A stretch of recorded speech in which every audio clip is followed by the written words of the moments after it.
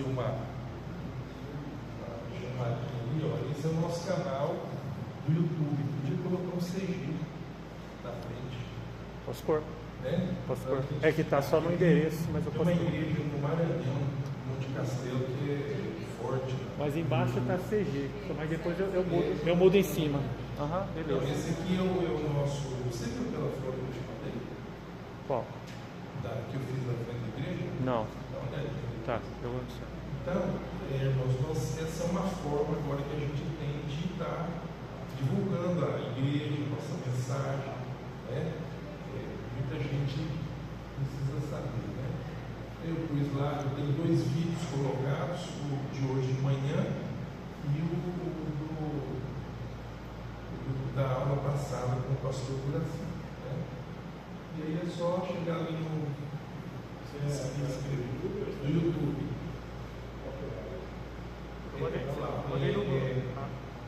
E aí esse de Monte Castelo. O Anderson foi com mais um CG na frente.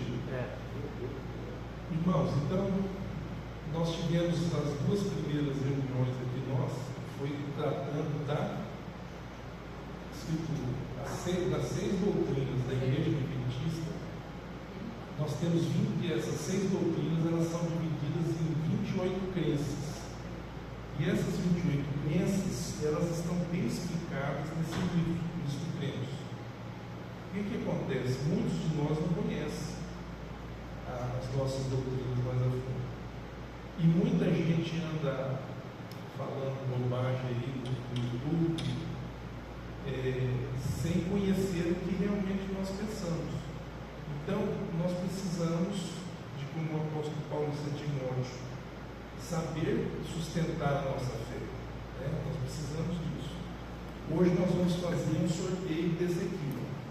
Presente do Anderson. Alguém aqui vai sair com um estudantes no final da aula. Né? A gente precisaria ter os números. Né? Eu vou fazer. Bom, então hoje nós vamos falar sobre a segunda crença que faz parte da primeira doutrina. Qual que é a primeira doutrina? A nossa primeira doutrina é sobre Deus. Né? A nossa primeira doutrina, quando você abre aqui o nosso Cristo Cremos, você tem aqui a doutrina de Deus. A doutrina de Deus na nossa igreja implica em 5 crenças: as Escrituras Sagradas, que a gente viu, a Trindade, o Pai, o Filho e o Espírito Santo. Então são 5 estudos para que a gente entenda o que é que Deus, como é que Deus é visto por nós. Né? E hoje a gente vai ver algumas diferenças com outras denominações também. A crença, ela está com essa redação aí no Cristo Cremos. O que é que um adventista do 7º dia crê? Há um só Deus. Ponto. Há um só Deus. Só que esse Deus é o Pai, o Filho e o Espírito Santo. Uma unidade de 3 pessoas eternas. Então nós somos trinitaristas. E há igrejas, há denominações que são unitaristas. O que significa isso? Unitarista é quando crê num Deus sem Pai, Filho e Espírito Santo. Nós temos Deus Pai, Deus Filho e Deus Espírito Santo. Deus é imortal, onipotente, onisciente. Acima de tudo é sempre presente. Então aí poderia ter resumido com uma outra palavrinha: onipotente, onisciente e onipresente. Se usa também isso aí. Mas está dizendo que acima de tudo ele está sempre presente. Ele é infinito e está além da compreensão humana, mas é conhecido por meio de sua auto-revelação. Que nós vamos ver hoje, já nesse pedacinho aí, a gente vai ver hoje. Quer dizer, Deus não é compreensível pelo ser humano, a não ser que a gente busque a auto-revelação, quer dizer, Deus se revelando para nós. Deus que é amor, para sempre é digno de culto, adoração, serviço por parte de toda a criação. Então essa é a nossa crença em relação a Deus. Nós cremos na Trindade, nós cremos que Deus é amor, que Ele é onisciente, onipresente e Ele é onipotente. Nós cremos que só podemos conhecê-lo através da revelação. Irmãos, agora vamos imaginar, antes de a gente entrar ali, eu vou até tirar o slide para ninguém ficar curioso. Quando começou a história da igreja, lá atrás, Jesus ressuscitou, né? Foi embora, deixou aqui os apóstolos e todos os seus discípulos. Então Jesus foi embora. Agora, já tinha Novo Testamento? Não tinha. A igreja começa a pregar ali em Atos 2, aquela experiência do Pentecostes, não tinha nada escrito. O que é que tinha? Quando fala lá as Escrituras, quando o Novo Testamento se refere às Escrituras, está se referindo aqui ao Velho Testamento. Então não tinha Novo Testamento. Então agora vai começar a história da igreja. Então, com o início da história da igreja, o que vai começar a circular entre os cristãos? Cartas. Então, o apóstolo Paulo escreveu várias cartas, São João escreveu cartas, Pedro escreveu cartas, Tiago escreveu cartas. Então, agora começavam a circular essas cartas entre os cristãos. Tinham a Bíblia, assim, encadernada, bonita e tal, não tinha. Como é que a gente sabia sobre a doutrina dos apóstolos? Através das cartas e das visitas dos apóstolos. Então, assim que a coisa começou. Eles não tinham ainda uma convicção clara das coisas. Então, aí se escreveu também evangelhos. E tinham vários evangelhos. Não é só os 4 que nós conhecemos. Tem outros evangelhos também que foram escritos, que pretendem contar o que? A história de Jesus. E depois nós temos o livro do Apocalipse, né? Mais para frente, então, Lucas faz uma pesquisa, ele escreve a história da igreja. Até uma certa altura ele está se referindo a outras pessoas, parece que ele não era ainda da igreja, ou ele não estava no grupo, vamos dizer, que liderava a igreja. Depois ele já começa a se incluir, ele já estava lá, vivendo a situação. Então ele vai narrando os livros de Atos. E assim começa. Então, agora, numa situação dessa, o que a gente pode pensar? As doutrinas como nós conhecemos hoje, por exemplo, a doutrina da Trindade, Deus Pai, Deus Filho, Espírito Santo, um só Deus, isso não estava definido.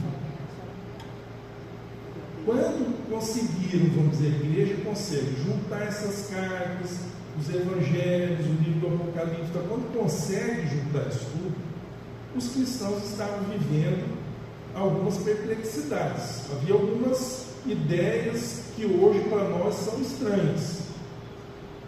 Então havia uma discussão. E a primeira discussão que vai surgir na igreja é sobre Jesus Cristo, a figura dele, quem ele era.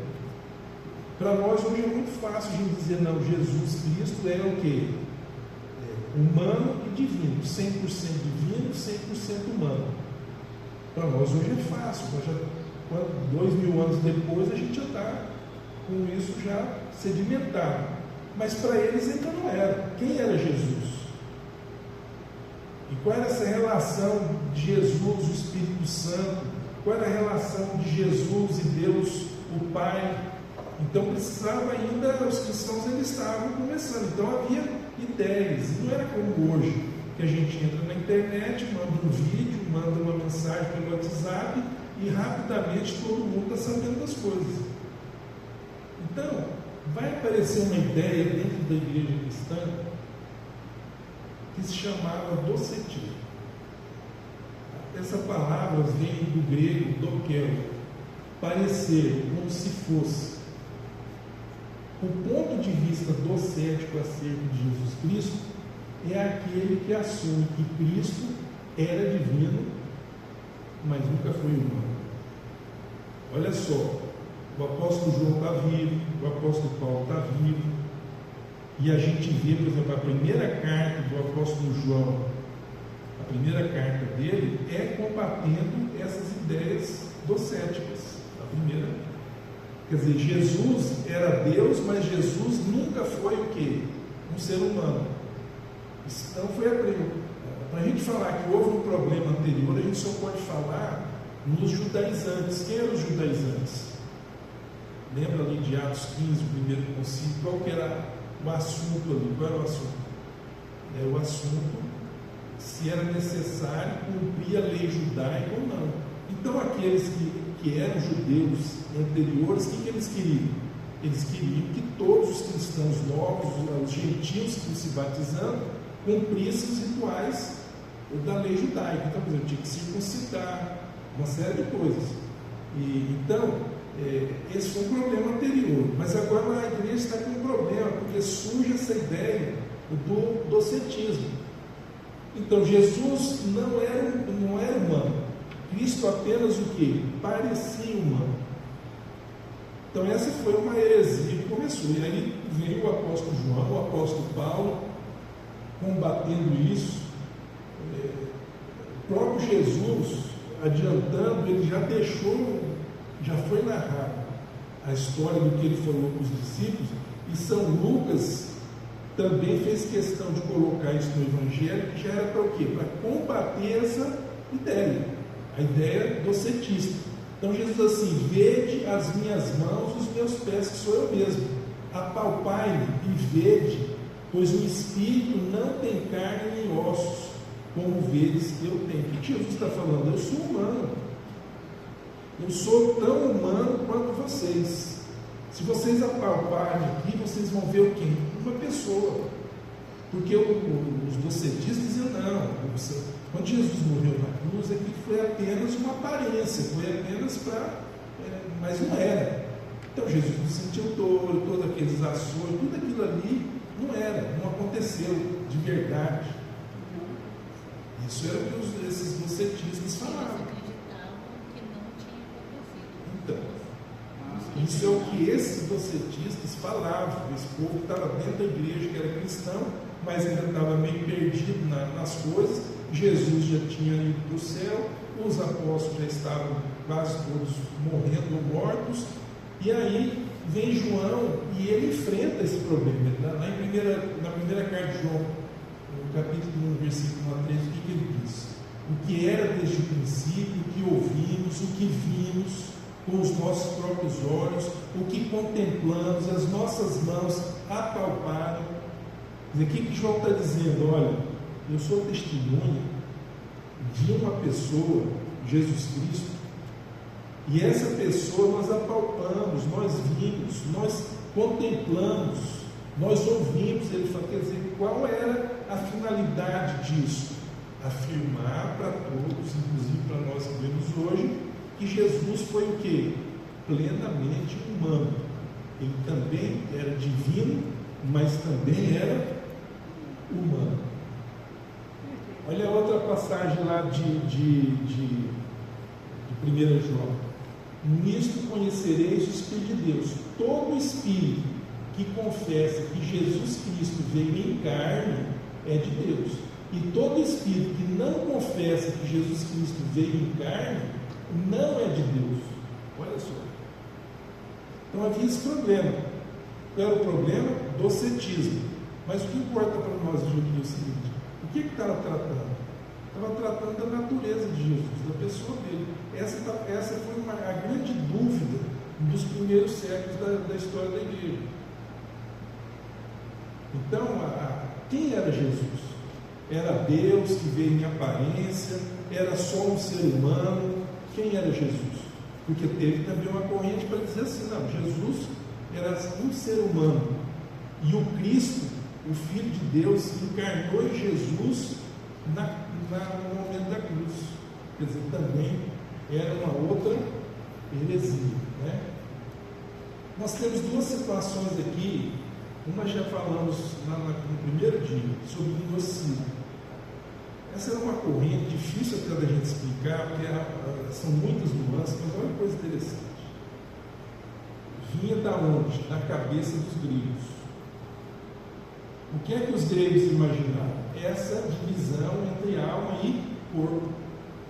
Então, quando a gente vê hoje as igrejas, o cristianismo grande, a maior parte do cristianismo, dizendo: não, há uma alma separada do corpo, a alma é imortal, o corpo é mortal. Quando a gente vê isso aí, é grego, é Platão.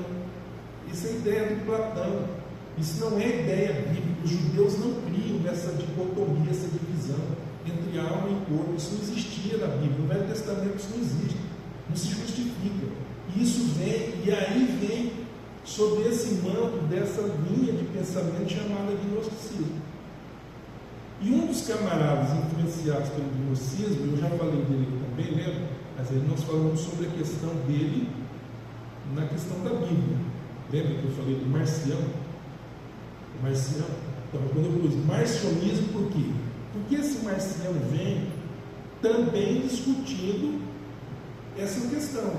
E o Marcião, para poder sustentar o que ele cria, ele limpou o Velho Testamento da Bíblia dele. Ou seja, os cristãos marcionitas, eles não tinham mais o que? As Escrituras para ler. E ele também restringiu no Novo Testamento os Evangelhos. Ele praticamente selecionou só uma pequena parte das cartas de Paulo. E isso obrigou, e olha aqui que está em discussão, é sempre a discussão: quem era Jesus? Jesus era só divino, Jesus era só humano. Os cristãos se debateram nisso por 4 séculos. Agora, apareceu então um tal de Irineu de Lyon. Esse Irineu de Lyon ele era nascido em Esmirna, mas ele foi bispo na França, em Lyon, né? E ele escreveu alguns livros contra as heresias. E o Irineu de Lyon foi o primeiro a definir o que? Os Evangelhos. Irineu de Lyon, então, foi o primeiro cara que aparece escrevendo, dizendo quais seriam os Evangelhos: Mateus, Marcos, Lucas e João. Irineu de Lyon já viveu do 2º para o 3º século, e ele agora, pelo menos os cristãos aceitaram isso como um todo. Então já havia uma base para a gente começar a discutir quem era Jesus. Era só humano? Era só divino? Quem era Jesus, né? Aí me aparece, eu estou falando assim para vocês terem uma noção das ideias só. Me aparece um camarada chamado Sabélio, e o Sabélio disse: não, e agora vai entrar a questão da Trindade. Outra coisa, alguém já viu aí a palavra Trindade na Bíblia? Hã? Sabe por que vocês nunca leram a palavra Trindade na Bíblia? Porque não está na Bíblia essa palavra. Então essa palavra Trindade, a primeira vez que foi cunhada foi por um advogado, um dos homens importantes da igreja, chamado Tertuliano. Ele é que cunhou essa expressão Trindade, pelo menos no sentido que a gente tem hoje. Então, mas qual é o significado de Trindade? A existência de um só Deus, Pai, Filho e Espírito Santo. Isso não tem a palavra Trindade na Bíblia, mas tem o que? Os conceitos. Então, e no meio disso tudo apareceu o tal do Sabélio. O Sabélio desenvolveu uma outra ideia, e essa ideia ela é conhecida como sabelianismo ou conhecida como modalismo. Por quê? Porque assim, é o mesmo Deus em 3 modos. Então, não tem a figura de Jesus Cristo separada, de Deus o Pai separado, do Espírito Santo separado. Não tem. É um Deus, o quê? Que chegou no Velho Testamento e se apresentou. Então, nós conhecemos Deus o Pai. Quando chega no Novo Testamento, aparece quem? Jesus Cristo. É o mesmo ser, o mesmo Deus, se apresentando agora em outra figura, Jesus Cristo. E depois, o Espírito Santo. Então, são 3 modos. Também nós não cremos assim. E não é essa a crença da maioria dos cristãos. Bom, com tudo isso, agora a gente vai chegar no camarada, dos camaradas mais importantes. Esse Ário, ele foi um diácono da igreja de Alexandria. Agora nós já estamos do 3º para o 4º século. O grande problema agora surge no quarto C. O que o Ari começou a dizer? Não, Jesus Cristo era Deus, mas ele não era um Deus como o Pai. Jesus Cristo foi criado pelo Pai, num tempo muito remoto da eternidade, mas Jesus Cristo foi criado pelo Pai. Então essa é o que? A ideia do Ari. Nós temos hoje gente com a ideia do Ari. Eu quero contar a história para a gente entender o problema, ver por que é importante a gente também ter uma noção disso aí. Então esse Ari saiu com essa ideia e foi uma briga dentro da igreja que vocês não fazem ideia, com consequências, com muita luta. E aí convocaram um concílio, o concílio de Nicéia, e eu vou já contar um pouquinho da história desse concílio. E nesse concílio, o camarada que se opôs ao Ari, que foi o cara mais importante, foi esse aqui. Vocês estão pensando, a senhora falou, mas você já está com a camisa de santo né? Mas santos somos todos nós, irmãos. Desde que a gente se separou para seguir Jesus, a gente já virou santo.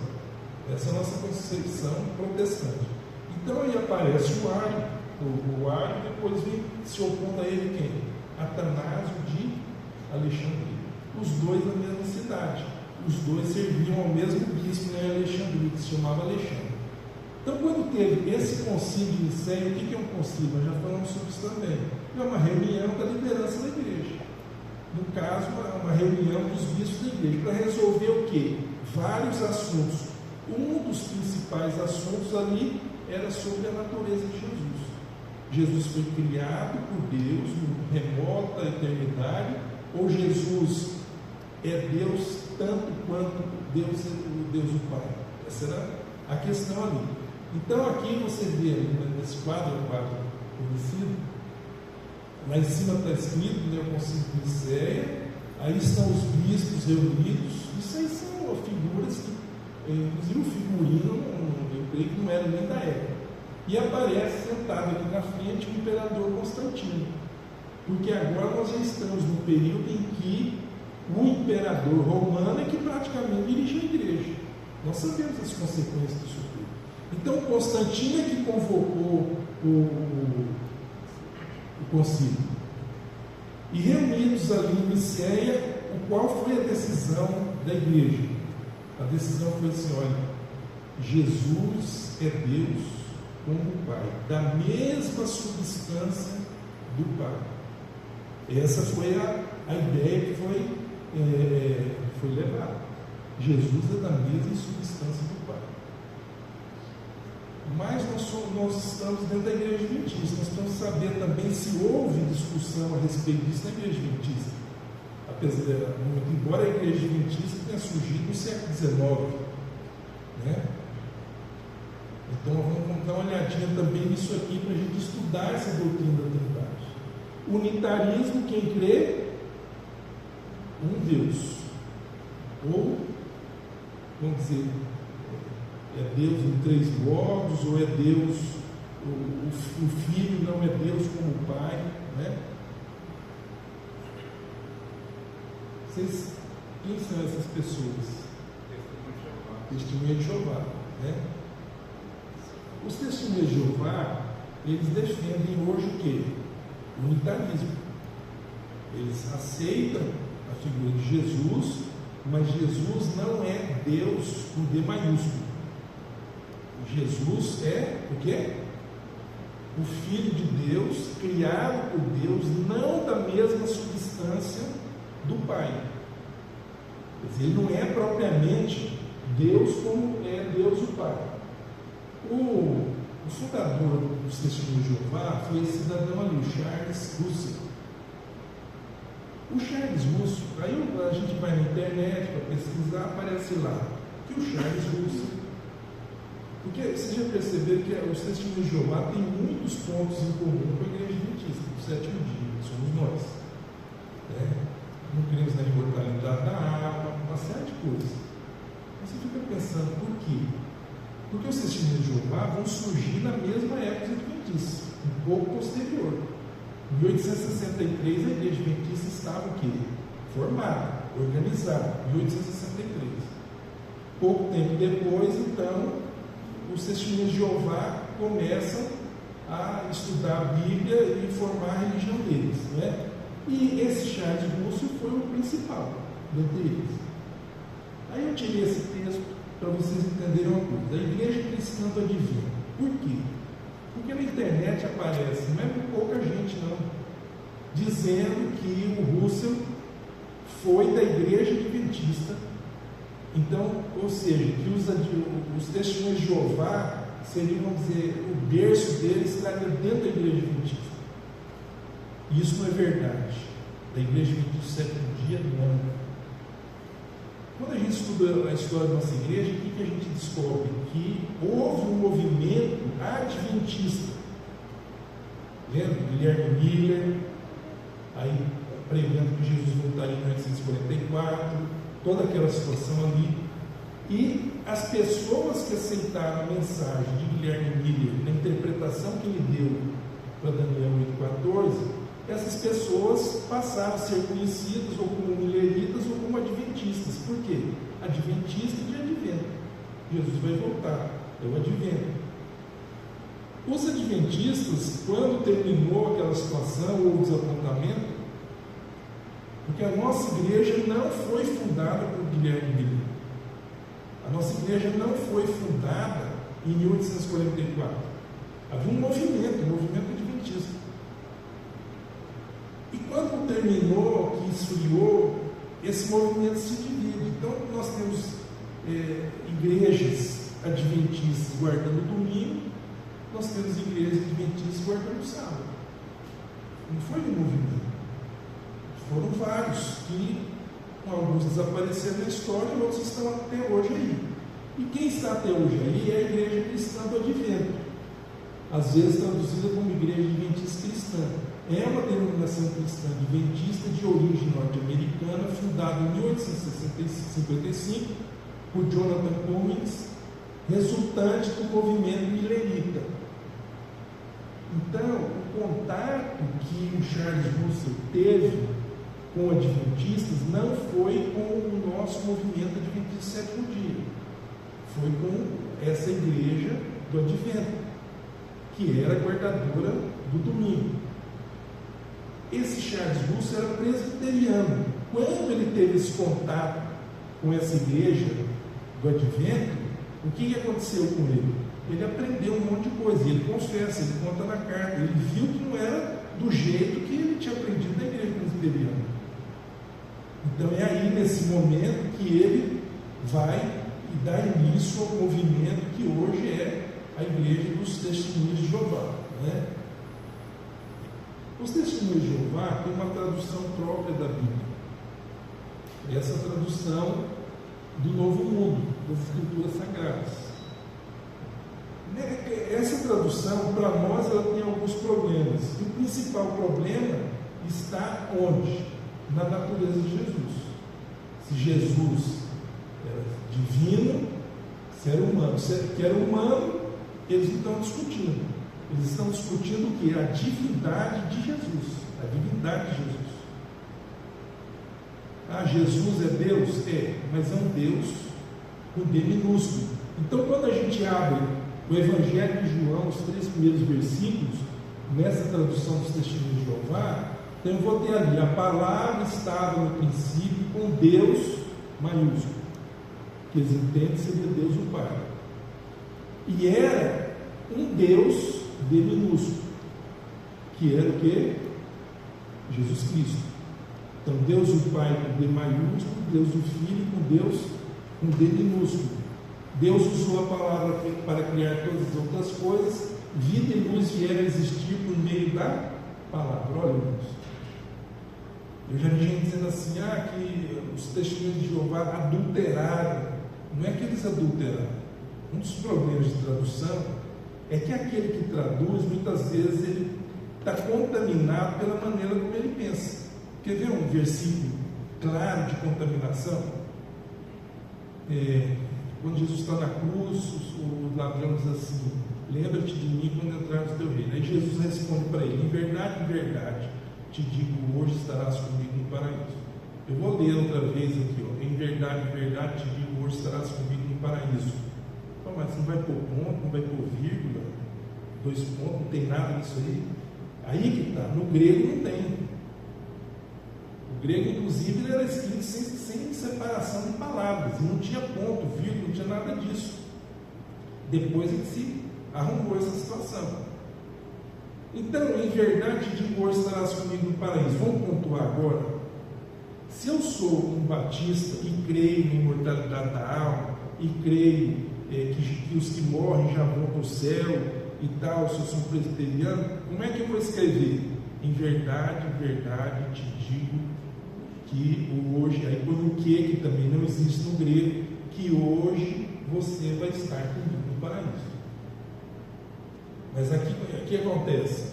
Jesus fala isso para o ladrão na sexta-feira, quando no domingo ele encontra com Maria e diz o que ele para ela? Não me toques, porque ainda não subi para o meu pai. Então Jesus tinha mentido. Mentiu para quem? Para o ladrão ou para Maria?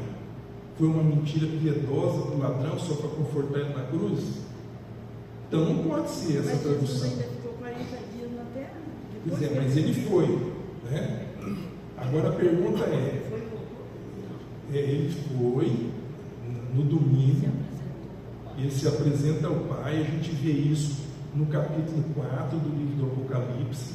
Essa cena é mostrada para João, no capítulo 4 do livro do Apocalipse. Mas veja bem, o que eu estou querendo dizer? Então Jesus teria feito uma mentira piedosa para o ladrão e para Maria contou a verdade? Então não pode ser essa tradução da Bíblia. As palavras estão corretas, mas a pontuação está errada. Então como é que eu posso traduzir? Em verdade te digo hoje, 2 pontos, estarás comigo no paraíso. Quando? No futuro, na minha volta. Então essa é a nossa tradução. Como os adventistas não fizeram nenhum tipo de tradução, eu pesquisei porque a Bíblia que eu conheço, tem uma Bíblia que tem a tradução correta, que é a Bíblia ecumênica, que é uma Bíblia feita pela Academia Francesa, e tem essa tradução perfeita. Bom, voltando agora aqui, quando eu digo assim, que os testemunhos de Jeová, eles fazem essa tradução, não podemos dizer que eles adulteraram o texto, eles escreveram do jeito que eles pensam, porque quando aparece Deus, eles poderiam ter colocado Deus, o Deus Pai com D minúsculo, eles poderiam colocar o Deus Filho com D maiúsculo, poderiam ter colocado Deus Pai, Deus Filho, os dois com D maiúsculo, entenderam?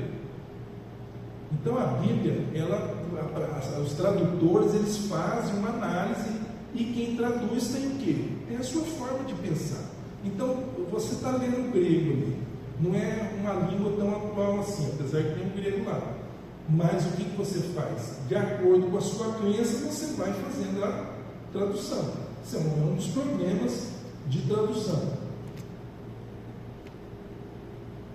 Bom, então eu fiz isso para fazer uma pergunta. Se os testemunhos de Jeová estavam tão próximos na sua saída do movimento adventista, como é que os demais adventistas e a nossa igreja pensavam? E isso eu trago para vocês por informação. Por quê? Por duas razões. Primeiro, para que ninguém fale e a gente não saiba o que aconteceu. E segundo, para a gente ser honesto o máximo possível e a gente, com tranquilidade, ter a nossa posição sem problema algum. Então, os adventistas tiveram esse problema entre unitarismo e trinitarismo, como, vamos dizer, os testemunhos de Jeová, que até hoje são unitaristas, sim ou não? É isso que nós vamos ver agora. A primeira relação de crenças da nossa igreja procurou assegurar que ela não fosse vista como um credo imutável. O que nós vemos aqui no nosso Nisto Cremos? O que nós vemos aqui no primeiro dia? Que nós não temos um credo. Qual é a diferença entre um credo e uma relação de crenças? Pode mudar. Nós não somos dogmáticos. Ellen White nos orientou que muita luz ainda viria, e a igreja continua estudando muitos temas. Muitos dos temas, surpreendentemente para alguns, foram decididos muito depois, inclusive da morte da irmã White. Mesmo a teologia sobre o Espírito Santo, ela veio se consolidar na nossa igreja na década de 70. Irmãos. Então a gente não é fechado. Todos nós gostaríamos, porque a gente se sente mais seguro em viver num sistema fechado. Ali a gente está amarrado naquilo, é o credo. Foi falado aquilo, não vai mudar jamais. Nós não temos essa postura. A igreja adventista está aberta. Se Deus mandar uma mensagem, se nós formos como igreja convencidos de alguma coisa diante da palavra, porque a Bíblia é para nós a nossa única regra de fé e de prática. Essa acusação é porque Ellen White Ellen White não fez esse tipo de trabalho. Então, se nós formos convencidos pela palavra de Deus de alguma verdade que a gente não está atento ainda, a igreja adventista está aberta para receber essa verdade. Isso é um pouco desconfortável, porque a gente fica assim meio achando que está no ar. Não, irmãos. Por quê? Porque Deus quer que essa igreja continue como ela foi fundada, uma igreja que estude a palavra de Deus, uma igreja que cave fundo, que procure entender a palavra de Deus. Então, só deixar bem claro, igual você falou, que é uma coisa meio desconfortável, né? Mas para ficar claro assim, não seriam coisas que contradiriam o que a gente tem. Vou dar um exemplo, por exemplo, é o Santuário Celestial. Esse foi um tema de vários ataques, e a maioria das apostasias na igreja se originaram de ataques ao Santuário Celestial, por exemplo. A doutrina do Santuário. A doutrina do Santuário Celestial, Desmond Ford, Kellogg também. Então, e aí, como que a gente fica, né? A gente, não, é uma coisa nova. Não, isso foi estabelecido. Tem as 2.300 tardes de manhãs, as 70 semanas, tem Hebreus, né, 4, 9, tudo falando sobre o Santuário Celestial. Então, uma verdade estabelecida, que ali não tem uma verdade que vai contradizer essa em questão. tese, você está certo, só que nós não somos dogmáticos.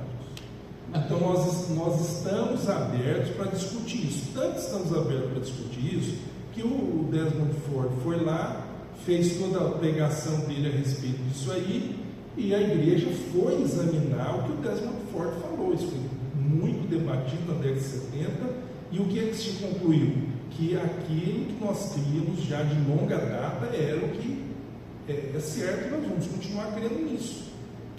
É porque assim, e não é assim, porque o que acontece? Quando a gente tem uma doutrina bem estabelecida como essa, igual a Imagem falou, eu dou esse exemplo porque esse sempre foi alvo. Ela fala que é como se fosse um castelo, né, de cartas, e essa doutrina cai todo o resto. Então tem certas coisas que a gente tem uma segurança. Agora, uma luz, vamos dizer assim, em algum assunto que não era claro, como você falou, aí sim, a igreja o ministro Cremos, inclusive, pontua bem isso aí. Nós não temos um credo. Um credo, ele é dogmático, ele é fixo. Se ele foi feito em 1600, até hoje, ele não admite ser mudado. Você quer mudar esse credo, você muda de igreja. Nós não temos um credo, nós temos crenças. Essas crenças, elas admitem uma revisão. Isso é o que está no nosso, inclusive, no Ministro Cremos.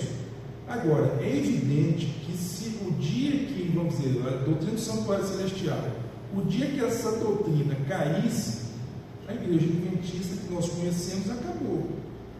Agora, uma coisa é certa, por uma questão de honestidade, nenhum de nós se sente presa a um credo. Nós não somos presos a um credo. Então, é possível questionar? É possível. Você vai questionar? Não vou. Eu estou convencido disso. Alguém questionou, o que você vai fazer? Eu não vou me apegar ao credo. Eu vou querer saber o que o outro tem para dizer, vou avaliar o que o outro tem para dizer com base na Escritura Sagrada. E qual vai ser a minha decisão? Com certeza, eu vou continuar crendo nas nossas doutrinas. Mas a diferença aí, Eduardo, que é o que causa desconforto para alguns e para outros não, é justamente isso. Nós não temos um credo, nós temos um corpo de crenças. Mas quando você diz credo, você está querendo dizer o que exatamente? Para ficar claro, é como se fosse o papado ali impondo uma questão doutrinária. A igreja cristã ela tem muitos credos. Então nós temos o credo dos apóstolos, depois o credo niceno, que é o credo que saiu daquele concílio de Nicéia, e assim vieram os credos, e os protestantes têm também os seus credos, as suas confissões. Então tem lá a confissão de Westminster, tem as confissões. E essas denominações, elas estão presas a essas definições lá de trás. Elas não podem mudar e não podem discutir também aquilo ali. Se você começar a levantar o dedo para querer fazer uma discussão a respeito daquilo ali, o que vai acontecer com você? Então vai procurar outra igreja, vai fundar a sua igreja. No movimento adventista, nossa igreja não é assim. Nós temos crenças, nós não estamos ligados a um credo. Se nós temos crenças e não temos um credo, o que está acontecendo com a gente? Nós estamos abertos para conversar. A White foi muito claro, surgiria nova luz. A verdade, o conhecimento da verdade, que diz Ellen White, é progressivo. Quer dizer, nós não estamos presos assim, de forma total àquilo que foi feito no passado. Se você pegar, por exemplo, e agora nós vamos ver isso aí, se você sente esse desconforto, nós vamos ver justamente isso aí, como a igreja adventista.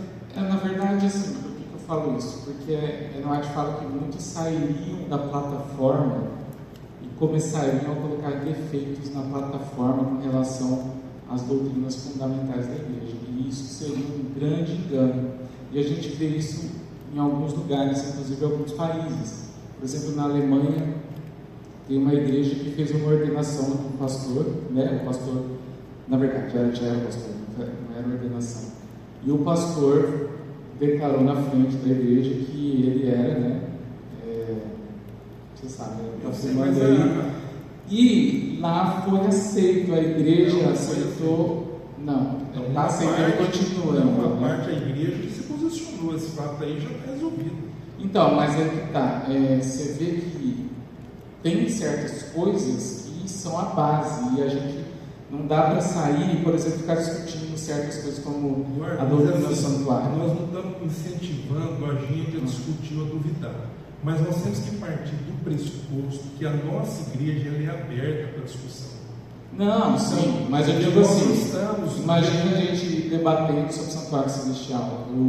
A gente vai explicar para quem não entende, mas não é uma questão que a gente vai lá na conferência geral e começar a debater e ficar rodando, mas entendeu? isso na década de 70 teve. Isso, em Desmond Ford, né? Mas a igreja ouviu. Agora vamos ver o assunto de hoje, talvez você vai compreender melhor do que eu. Mas só para deixar claro, porque ela fala que isso seria um problema. Nós teríamos muitas igrejas, por exemplo, ela fala que teríamos pregadores defendendo o domingo no púlpito da igreja. Então, por exemplo, se a gente tem já essa ideia drasticamente maleável de que não, nós vamos debater tudo. Então o domingo vai começar a ser pregado na igreja. Não é que então, nós vamos debater tudo, nós não vamos debater tudo. Nós estamos abertos à nova luz. Isso tem que ficar claro. E não contradiz o anterior. Isso que tem que ficar claro. Não contradiz. Vamos ver aqui um detalhe então, desse caso aqui. Então, os adventistas. Qual foi o problema, então, nessa questão do assunto nosso aqui, que é a questão da Trindade? No início, a maioria dos nossos líderes eram unitaristas, como os testemunhos de Jeová são hoje. A maioria era. E estava resolvido o problema. Até 1888, a famosa conferência de Minneapolis, o que aconteceu? Havia uma predominância no nosso meio de pastores, de líderes unitaristas. Ou seja, pessoas que não acreditavam na Trindade, Deus Pai, Deus Filho e Deus Espírito Santo em igualdade. Isso até 1888. De 1888 a 1898, inicia um segundo período, que é o período de insatisfação com o antitrinitarianismo. Esse livro aqui é muito interessante, ó. A Trindade. Esse é um livro da CPB, né?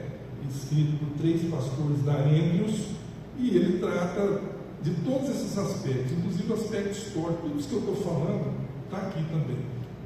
É só a gente tirar. Então, a partir de 1898, aí é uma mudança de paradigma. A igreja já tem uma propensão clara para o trinitarianismo.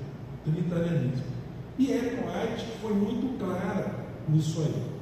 Agora nós temos que perceber o seguinte, que Ellen White não havia se manifestado antes sobre o tema, isso era uma coisa comum. O que aconteceu na história da igreja adventista? Progressivamente a gente foi nos firmando, os nossos pontos. A igreja, desde o primeiro dia, o que ela fez? Estudando, sempre com a Bíblia, e muitas vezes Ellen White resolvia o problema no final. A igreja já tinha tomado sua posição. Os pastores, os nossos teólogos já tinham resolvido o problema. Então, mas estava uma discussão grande. O que fazia? Ellen White recebia de Deus uma mensagem e ela dava a palavra final. Isso aconteceu quando? Em Minneapolis, questão de justificação pela fé. Aconteceu agora, nesse caso, nós estamos vendo aqui, na questão da Trindade, né? A partir de 1915, conhecido até com a morte da Ellen White, o que aconteceu? Houve um declínio. Aí a igreja foi se tornando majoritariamente trinitarista. Irmãos, alguns pontos, nós temos que entender isso, alguns pontos que nós temos na igreja, eles não são pontos de salvação. Algumas questões, muita gente, eu não vou nem dizer da nossa igreja, vamos dizer no geral, muita gente vai estar no céu crendo na imortalidade da alma. O que vai acontecer lá no céu? Eu creio assim, Jesus vai chegar e falar assim, não era nada disso, tá? Mas a pessoa está lá. Salvação não é sinônimo de ideias, de doutrinas. Salvação é prática cristã. E é por isso que nós cremos o quê? Que o povo de Deus está aí esparramado. Tanto que quando a gente vai lá para o Apocalipse, o que a gente vai estudar lá? Sai dela, povo meu. Então, salvação é o meu relacionamento com Deus. A doutrina o que é? A doutrina são informações úteis, importantes, são pilares para a gente não de repente cair no engano de uma vez. Então eu preciso de conhecer as doutrinas, mas doutrina não salva ninguém, irmãos. A gente crê ou descrê do sábado, da guarda do sábado, isso não vai levar ninguém à salvação nem à perdição. Nós precisamos de entender, e nós cremos, nós que estamos aqui cremos, que devemos guardar o sábado, e nós cremos que antes da volta de Jesus, essa questão vai ser colocada para todos, e os que estiverem com Deus vão entender essa questão do sábado, e outros não. Mas a gente tem que ter cautela em questão de salvação, sabe? Porque a gente às vezes faz de doutrina cavalo de batalha. E a gente tem que admitir que nós podemos estar errados em alguma coisa, e nós temos que admitir mais, que nós já estivemos errados em alguma coisa. E aqui está um ponto claro onde a gente esteve errado, quando a maioria dos nossos pastores eram unitaristas. Agora eu vou fazer uma pergunta: esses pastores se perderam por causa disso? Só Deus sabe. Não creio que seja por causa disso. Se eles se perderam é porque falta de honestidade para com Deus. Deus salva ou torna a gente perdido quando a gente age em desacordo com a luz que a gente tem. Deus dá o conhecimento e a luz. E então, a partir de 1946 até hoje, há um claro o quê? Um claro predomínio na igreja adventista trinitariana. A nossa doutrina, então, hoje é trinitariana. Tem gente dentro da igreja adventista que não crê na Trindade? Tem. Então, para vocês terem uma ideia, que a nossa igreja, ela admite que você pense, ela quer que você pense, ela quer que você raciocine, ela quer que você entenda as nossas crenças. Fala, irmãos. Aqui em João 14:26, mas o Consolador, o Espírito Santo, a quem meu Pai enviará em meu nome, esse vos ensinará todas as coisas, vos fará lembrar o que tem dito. Então Jesus fala de quem? Dele. Então ele falou dele, do Pai e do Espírito Santo. Isso. Então, como o senhor disse, a gente não pode julgar ou criticar quem não crê no que nós temos na Bíblia. Por exemplo, a minha mãe é espírita, mas ela gosta de ouvir a rádio todo o tempo. Né? Tem gente que decora a nossa igreja, então nós temos que ser alguns, né? E mostrar nas escrituras, né? Então, como diz aqui, então são 3. João batiza como batizou Jesus. Eu te batizo em nome do Pai, em nome da missão do Pai. Então, são 3, mas são 1. Então, eu sou trinitariano, vocês são, mas o que a gente tem que fazer? Nós temos que conhecer a nossa doutrina com honestidade, para a gente poder falar com as pessoas com honestidade. Muita gente tem agido contra a nossa igreja desonestamente, alguns com honestidade, não vou entrar nesse termo, mas, enfim, nós precisamos de conhecer isso. Então, hoje, a nossa igreja é claramente trinitariana, e quando eu pego o Nisto Cremos, que doutrina nessa questão de Deus, o que a igreja crê? Crê na Trindade. Se alguém está dentro da igreja não crendo na Trindade, está em desacordo com a nossa crença. Agora, a pessoa é livre. Então, agora entrando no Nisto Cremos, a pergunta que o Nisto Cremos faz, a primeira pergunta, já que a gente está estudando sobre Deus, sobre Jesus, a natureza de Jesus vai ser vista melhor quando for analisar só a figura do Filho. É possível conhecer a Deus? Como é que eu conheço Deus? Qual é a possibilidade que eu tenho de conhecer Deus? Olhando para Jesus. Olhando para Jesus. A nossa mente, ela é pequenininha. Quer dizer, para a gente conhecer a Deus, mas tem gente que defende que o ser humano consegue conhecer a Deus. Então vamos lá. Olha aqui o que diz aqui no livro. Há um só Deus, essa é a nossa crença, não é? Eu coloquei aqui outra vez. Ele é infinito, está além da compreensão humana. O que nós cremos? A nossa crença, a crença número 2, da primeira doutrina. O que é que nós cremos? Que é o que o ser humano é impossível que o ser humano tenha uma compreensão de Deus. Só é possível como? Ele é conhecido por meio da autorrevelação. O que o Eduardo falou, através de Jesus, Deus se revelando através de Jesus. Olha aqui no Nisto Cremos diz também. Quando João, referindo-se a Jesus, escreveu: veio para o que era seu e os seus não receberam, suas palavras tinham aplicação não apenas para a multidão ali reunida, e não somente para a nação israelita, mas efetivamente para todo mundo ao longo de todos os tempos. Exceto um pequeno punhado, todos fracassaram em reconhecê-lo como Deus e Salvador. Esse fracasso, o maior e mais trágico que o homem pôde experimentar, mostra que o conhecimento que a humanidade possui de Deus é o quê? Radicalmente insuficiente. Então a nossa igreja ela está disposta, a nossa doutrina está disposta a dizer o seguinte: você vai ter dificuldades sendo ser humano, você não vai conseguir compreender Deus. Mas aí o que é que vai dizer também? Mas pela autorrevelação de Deus é possível que a gente compreenda. Será que você pode desvendar os mistérios de Deus ou descobrir a perfeição todo-poderosa? É uma pergunta que Jó fez. Você tem condições para isso? Jó desafiou os amigos lá e tal. Mas tem gente que acha que consegue saber de Deus. Então, nós temos aqui, por exemplo, esse filósofo, né? O Leibniz. Ele escreveu esse livro, e na filosofia temos o quê? Um campo da filosofia que é o estudo de Deus.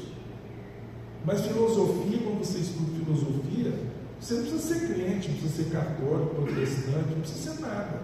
Você é um filósofo, você está em busca de conhecimento do quê? Das questões que o ser humano tem. E uma das questões que o ser humano tem é: será que existe um Deus? Será que não existe um Deus? Quando é feita essa pergunta, o campo da filosofia que vai estudar isso aí chama-se Teodiceia, que é a obra desse camarada aí, do Leibniz, né? E aí o ser humano faz um esforço de conhecer a Deus pela razão. Mas o que o adventista crê? Que pela razão, usando apenas a filosofia, que nós não temos condições de compreender, Deus, compreender a extensão de Deus. Nós precisamos de muito mais do que isso. Lá em 1 Coríntios 2, 6 a 8, olha o texto, diz assim: no entanto, transmitimos sabedoria entre os que são maduros, não porém a sabedoria deste mundo, nem a dos poderosos desta época, que são reduzidos a nada. Pelo contrário, transmitimos a sabedoria de Deus em mistério. A sabedoria que estava oculta e que Deus predeterminou desde a eternidade para a nossa glória. Nenhum dos poderosos deste mundo conheceu essa sabedoria, porque se tivesse conhecido, jamais teriam crucificado o Senhor da glória. O apóstolo Paulo está dizendo então que esse conhecimento de Deus, ele é um mistério. O que ele está dizendo? Se ele viesse aqui agora, não vai ser através da filosofia, não vai ser através da sua razão, não vai ser através dos seus questionamentos, não vai ser através do método aí, sei lá, dialético, da lógica, que você vai entender Deus. O apóstolo Paulo está falando isso aí. Por quê? Pois Eu quero contar uma história. Teve uma época que uma empresa aqui em Campo Grande ganhou na loteria. Só eles ganharam, mais ou menos umas 10 pessoas. A empresa era Real Machines. Eles fizeram um bolão e eles ganharam na loteria. Só eles, acho que foi 10 no Brasil todo. Então foi um prêmio assim muito grande para cada um deles. E a faxineira, o porteiro, pessoas muito humildes entraram nesse bolão e ficaram milionários. E uns de imediato já foram aplicar o dinheiro, os mais espertos, e aqueles mais humildes, eles não sabiam a extensão, eles não sabiam a quantidade de dinheiro, eles não sabiam o que eles podiam comprar. Então eles ficaram ali ainda trabalhando e o diretor lá ficou dando uma assessoria para eles, porque senão... E aí eu disse que me contaram essa história, não sei se é verdade ou não, que uma senhora, que eu acho que ela era da limpeza, fazia um café lá, ela chegou um dia e falou bem assim, então eles estavam acomodando ainda ali, ela chegou e falou bem assim, olha, esse dinheiro que eu ganhei, dá para me comprar uma bicicleta? Porque eu estou cansada de vir de ônibus, ou a pé, não sei o quê, dá para me comprar uma bicicleta, para me começar a vir de bicicleta? Então, veja o tanto, a cabeça é tão finita, tão pequenininha, que ela não tinha extensão daquele valor que ela tinha. E assim somos nós em relação a Deus. Nossa cabeça é tão pequenininha, que nós não conseguimos compreender a Deus. Muitas vezes a gente fala bem assim, esse pecado Deus jamais vai me perdoar. A bondade, a misericórdia de Deus é tão grande, que nós não conseguimos chegar lá. Contribuiu. E por quê? Irmãos, se nós ficarmos procurando entender quem é Deus no travesseiro, sem estar estudando a palavra, sem estar pesquisando, nós não vamos chegar lá. É esse que é o sentido da coisa. E a vida eterna é essa, que conheça a Ti, o único Deus verdadeiro, é Jesus Cristo, a quem enviaste. Agora, esse conhecimento vem da onde? Só para nós, só tem uma razão. Só vem de um lugar, da autorrevelação de Deus. Aonde? Na palavra de Deus. A Bíblia, e eu volto a dizer, porque não estou falando bobagem a respeito da igreja adventista, a Bíblia somente, ela somente é a nossa única regra de fé e de prática. O que essa igreja recebeu de testemunho profético não supera aquilo que a palavra de Deus diz, e nós não aceitamos que o que está testemunhado, isso nunca aconteceu, nunca vi, que se fosse contrário à palavra de Deus, nós não poderíamos aceitar. Mas o que está para nós, os testemunhos, está sempre de acordo com a palavra de Deus. As pessoas têm que entender. O Nisto Cremos diz mais aqui que Deus pode ser conhecido. Poxa, agora ficou mais claro, mais aliviado. Conhecendo a situação humana, Deus em seu amor e compaixão procurou fazer chegar à raça humana a sua revelação especial, a Bíblia, que abre diante de nós as possibilidades para conhecê-lo. Ela revela que o cristianismo não constitui um registro da pesquisa do homem em busca de Deus. O que está dizendo aqui? A Bíblia não é um registro do homem procurando Deus. Pelo contrário, a Bíblia é um registro de Deus se revelando ao homem. É isso que nós temos que pôr no coração e na mente. É o produto da revelação que Deus faz de si mesmo e seus propósitos para o homem. E muitas vezes a gente tem essa tendência de achar que o apóstolo Paulo, nossa, ele foi para a Arábia. Eu falo muito sobre isso. Foi para a Arábia, ficou 3 anos lá estudando e tal. Não era o apóstolo Paulo que estava atrás de Deus, era Deus que estava atrás dele. Tanto que Deus se revelou para ele lá na estrada de Damasco. Diferente de qualquer outro conhecimento de Deus, é mais um assunto do coração humano do que do seu cérebro. Agora aqui entra um outro detalhe. Nós vamos ver uma passagem aqui para finalizar, que eu acho que ela resolve o nosso drama, vamos dizer. Então, a questão não é questão de cérebro, a questão é de coração. Aí alguém pode falar assim, principalmente os racionais, filósofos, aí falam assim, agora pronto. O cara pode falar qualquer bobagem lá que o cara está acreditando. Se não é cérebro, é coração. Mas, irmãos, vamos pensar sobre esse assunto aqui. Por quê? Envolve a pessoa como um todo e não apenas o intelecto.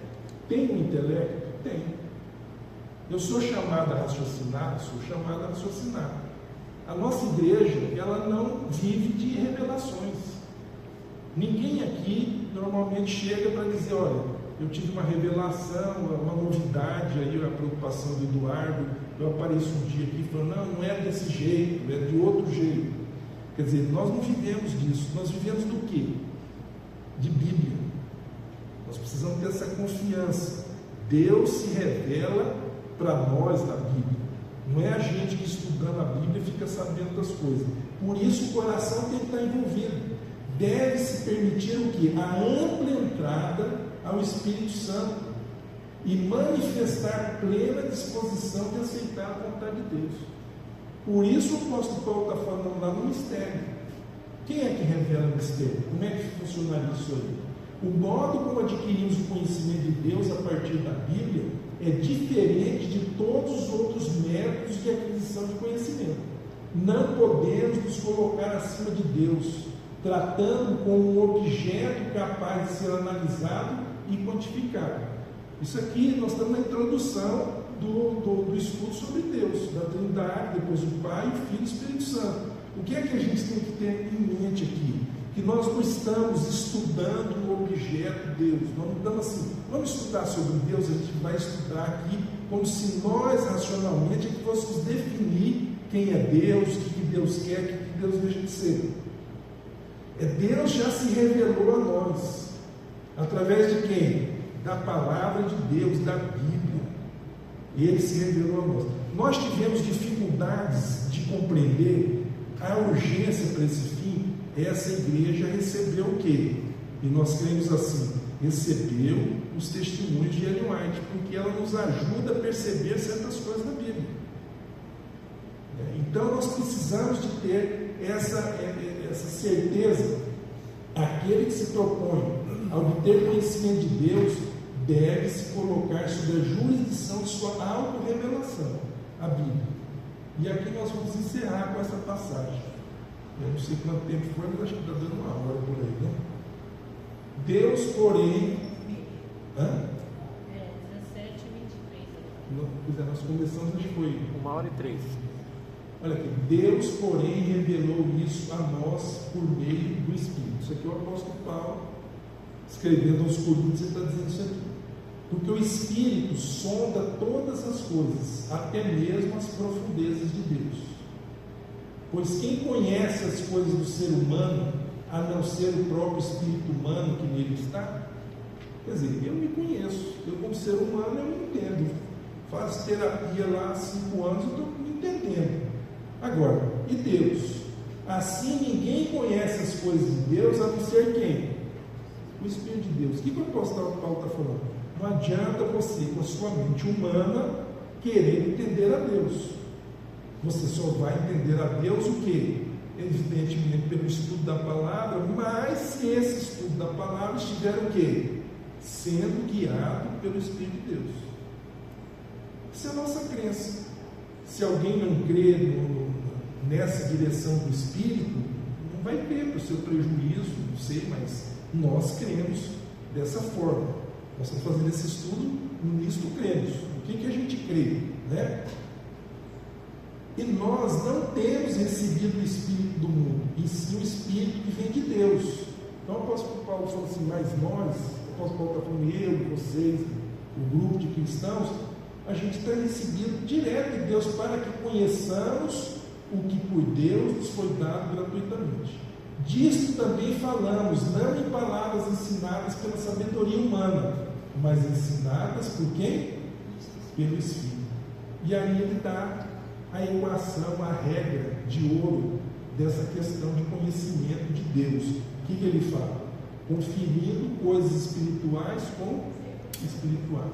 A gente não vai ter discernimento das coisas espirituais, a não ser que seja de uma forma espiritual. Tem alguma palavra a mais? E aí a gente encerra aqui para a gente fazer o sorteio tão esperado. Tá bom, então? Irmãos, então é isso. Vamos para a próxima, né?